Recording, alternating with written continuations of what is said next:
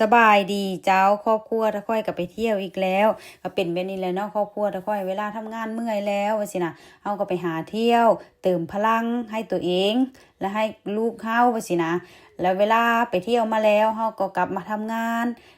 เสร็จเฮาก็ไปเที่ยวว่าสินะครอบครัวตะค่อยจะเป็นแบบนี้ตลอดตะค่อยมักไปย่างอยู่กับธรรมชาติบ้างว่าสินะแล้วก็ไปเมืองนั้นเมืองนี้ที่ตะค่อยบ่เคยไปก็ไปว่าสินะเพื่อ อย่างเฮาอยากเห็นสิ่งที่สวยงามแปลกหูแปลกตาไว้สินะแล้วเฮาก็กลับมาทำงานชาร์จพลังได้เรียบร้อยเฮาก็กลับมาทำงานสู้งานโตแล้วเฮาก็ไปเที่ยวไปสินะครอบครัวแล้วก็จะใช้ชีวิตแบบนี้ประจำแทบจะทุกอาทิตย์เลยแหละเนาะทุกคนก็จะเห็นคลิปแล้วค่อยส่วนหลายก็ธรรมชาติไปเที่ยวย่างไปตามภูเขาแล้วก็ย่างไปตามในเมืองเนาะแบบนี้ประจำเลยครอบครัวแล้วค่อยจะใช้ชีวิตแบบนี้แหละเนาะเพราะว่าใช้ชีวิตแบบนี้ถ้าค่อยก็มีความสุขเนาะบ่ได้เดือดร้อนไผ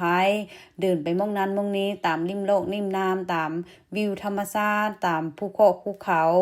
ตามสวนพักสวนหยังก็ว่ากันไปเนาะเพราะเป็นคนที่มักธรรมชาติอยู่แล้วเนาะถ้ามองใดยิ่งมีธรรมชาติสวยๆงามเนี่ยทุกค่อยโอ้ยไกลชำใดก็ขับรถไปครอบครัวทุกค่อยจะเป็นแบบนี้เพราะส่วนหลายการใช้ชีวิตของทุกค่อยมันเป็นคนเรียบง่ายบ่ได้อีหยังมากมายไม่ใช่นะกินก็กินมีอยู่ก็อยู่ไปสินะไป เพราะเฮาใช้ชีวิตในแบบของเฮานะเฮาบ่ต้องไปแข่งกับไผเนาะสิ่งที่มีความสุขที่สุดมันอยู่ในรอบตัวของเฮานี่แหละเนาะขอให้เฮาหาในสิ่งในรอบตัวของเฮาเนี่ยมันอยู่ข้างๆอ้อมแอมเฮาเลยเนาะเพราะว่าถ้าเฮามีความสุขแล้วคนครอบครัวเฮามีความสุขแล้วก็บ่ได้ต้องการอิหยังมากมายเลยในชีวิตค่อยเนาะเพราะเฮาเกิดมาในชาติเดียว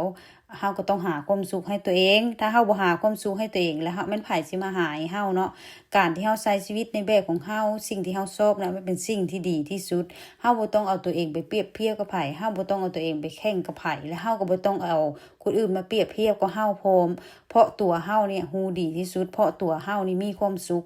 เฮาก็เฮ็ดไปว่าสินะครอบครัวเฮามีความสุขรอยยิ้มให้กันและกันความสุขมันบ่ได้ไปหาไสดอกมันก็หาอยู่ในครอบครัวเฮานี่แหละเนาะเฮามีความสุข คนที่ฮักเฮาซัพพอร์ตเฮาอยู่เคียงข้างเฮาคอยสนับสนุนเฮาอยากเฮ็ดหยังทำหยังอยากไปไสเขาซัพพอร์ตเฮาอันนั้นแหละคือดีที่สุดและคือความสุขที่เฮาบ่จำเป็นต้องไปหาไกลเนาะเพราะสิ่งที่ดีกับตัวเฮานั่นมันบ่มีไผรู้ดีมากที่สุดมากก็ตัวเฮาก็คือเฮาเกิดมาเฮาก็เกิดมาแค่ตัวเวลาเฮาไปเฮาก็ไปแต่ตัวคือกันเนาะแต่ตอนเนี้ยเฮายังมีชีวิตอยู่เนี่ย เฮ็ดให้มันดีที่สุดเฮ็ดให้มันมีความสุขที่สุดมองใดมันดีมันสวยมันงามไปเนาะบ่ต้องเครียดดอกเครียดไปก็บ่มีความหมายหยังชีวิตนี้มันบ่มีไผอยู่ไปถึง200 ปีดอกบางคนก็บ่ฮอด100 ปีซ้ำเนาะบางคนก็สิฮอดหรือเปล่าบางคนก็เอาง่ายซะคนเฮามันเลือกบ่ได้เนาะเฮาเลือกเกิดบ่ได้แล้วเฮาเลือกที่จะเป็นได้แต่เฮาเลือกที่จะใช้ชีวิตใดคือกันเนาะเห็นรอยยิ้มของครอบครัวเฮามีความสุข เฮากับเขามีความสุขเฮาก็มีความสุขเหตุผลเนี่ยครอบครัวมันสำคัญตัวชีวิตเฮาอยู่แล้วถ้าเฮาฮักตัวเองครอบครัวเฮาฮักเฮาก็ฮักครอบครัวอันนั้นแหละเป็นสิ่งที่ดีที่สุดกับตัวเฮาอย่าเอาตัวเฮาเนี่ยไปแข่งกับอีหยังสักอย่าง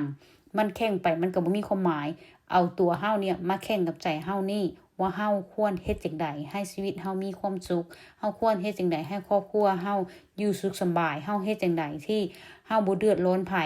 บ่เอาความเดือดร้อนของเฮาไปให้คนอื่นแล้วบ่เอาคนอื่นก็บ่เอาความเดือดร้อนมาให้เฮานั่นเป็นสิ่งที่ดีที่สุดแหละเพราะการใช้ชีวิตมันคือจุดประสงค์ของเฮา